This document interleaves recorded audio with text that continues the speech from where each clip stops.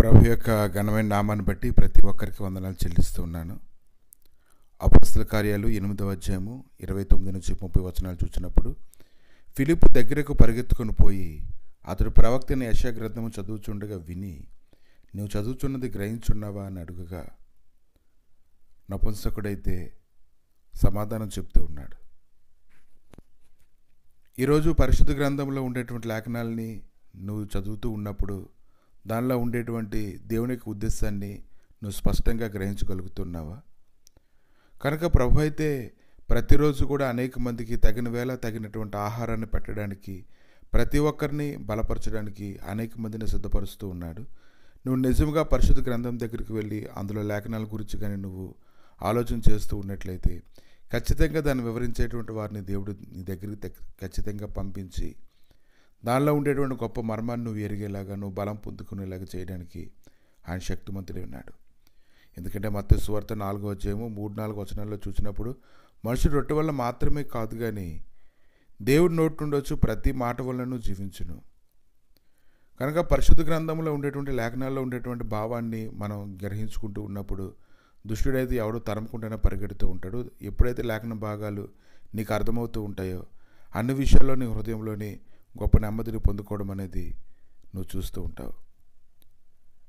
1 తిమోతికి రాసినటువంటి పత్రిక 2వ అధ్యాయము 3-4 వచనాల్లో, మనుషులందరూ రక్షణ పొంది సత్యమును గురించిన అనుభవ జ్ఞానం గలవారై ఉండవలను అని ప్రభు అయితే కోరుకుంటూ ఉన్నారు. కనుక రక్షణ పొందాలి ప్రతి ఒక్కరు కూడా, సత్యాన్ని గురించినటువంటి అనుభవం కూడా వారికి ఉండాలి. అయితే నువ్వు చదువుతూ ఉన్నప్పుడు అది నీకు అర్థమవుతుందా లేదా అనే సంగతి నువ్వు గ్రహించుకోగలగాలి. కాబట్టి దేవుని యొక్క వాక్యాన్ని ఆ నపుంసకుడు చదువుతూ ఉన్నటువంటి సమయంలో ఫిలిప్పు అయితే వచ్చి, నువ్వు చదువుతున్నది గ్రహిస్తున్నావని అతను అడిగినప్పుడు, ఎవడైనా సరే నాకు త్రోవ చూపకుండా నేను ఎలా గ్రహింపగలను అని అతను సమాధానం ఇవ్వడాన్ని మనం చూస్తూ ఉన్నాం. అతనికి త్రోవ చూపాలని అతను కోరుకుంటూ ఉన్నాడు. అతని లేఖన భాగనాలు అతనికి స్పష్టత లేదు.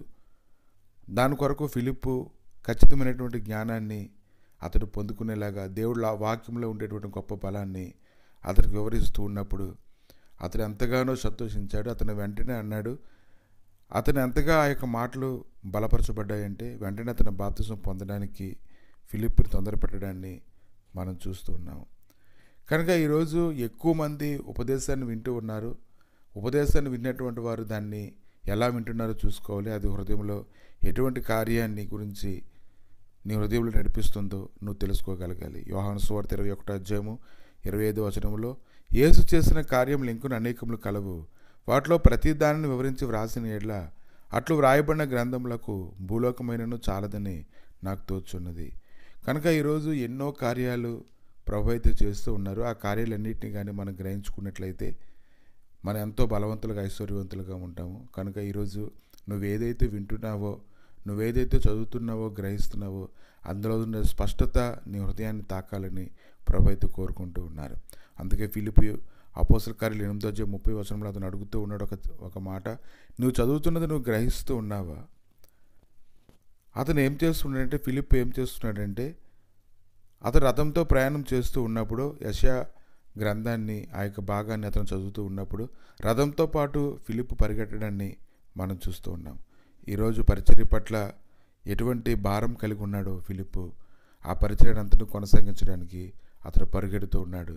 అతని యొక్క పరుగును బట్టి ఆ లేఖనాల్లో ఉండేటువంటి ఎవరైనా దేవుడు అతనికి అనుగ్రహించినప్పుడు అతని ఎదుటి వ్యక్తికి అతడు బోధించి బలపరిచి అతన్ని స్పష్టంగా నడిపించడాన్ని మనం చూస్తున్నాం. కనుక లేఖన భాగనాలు అయితే నీ దగ్గర ఉన్నాయి. అవి స్పష్టంగా నీకు అర్థమయ్యేలాగా దేవుని దగ్గర వేడుకున్నప్పుడు ఖచ్చితంగా దాని వివరణ నీకు దొరుకుతుంది. దానివల్ల నువ్వు గొప్ప బలాన్ని పొందుకుంటావు. లేఖనాలు విరవబడినప్పుడే అందులో ఉండేటువంటి స్పష్టత నీ ప్రతి పరిస్థితికి సమాధానం ఇస్తుంది. ప్రభా, మీ దయగలిగిన నష్టాలకు అప్పగించుకుంటుండగా ప్రభా, లేఖనాల్లో ఉండేటువంటి గొప్ప మహిమకరమైనటువంటి మర్మములు ప్రభానైనా ప్రతి ఒక్కరి హృదయంలో కుబరించబడినట్లుగా ప్రభా అనేక లేవనెత్తి బలపరచండి తండ్రి. నైనా ధ్యానిస్తున్నటువంటి వారు తను జాగ్రత్తగా ధ్యానించడానికి గాను 2 అంచుల ఖడ్గం వల్లే ఉన్నటువంటి నీ వాక్య భాగాన్ని నాయన వారు సరిగ్గా ఉపయోగించడానికి కృప దయచేయమని, నీ మహిమ సన్నిధిని నీకు నడిపించి బలపరచమని యేసుక్రీస్తు నామములు అడిగి వేడుకుంటున్నాము తండ్రి. ఆమేన్.